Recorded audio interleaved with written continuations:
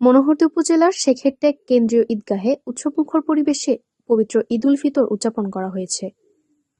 ঈদের দিন সকালেই শত শত মুসল্লি ঈদগাহ ময়দানে একত্রিত হয়ে জামাতে নামাজ আদায় করেন।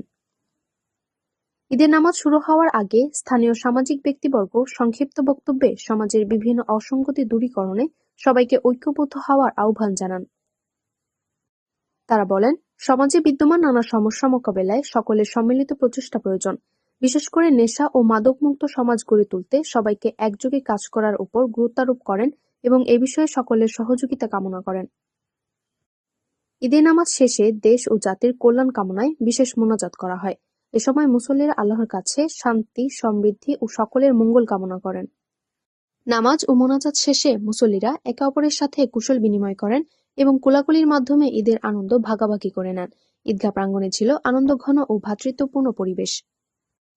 স্থানীয় গণ্যমান্য ব্যক্তিবর্গ সহ সর্বস্তরের মানুষ এতে অংশগ্রহণ করেন, যা ঈদের প্রকৃত সৌন্দর্য ও সম্প্রীতির বার্তা বহন করে। মুহাইমিনুল ইসলাম শুভর ভিডিও চিত্রে বৃষ্টি মাহনুর, নরসিংদীর হালচাল।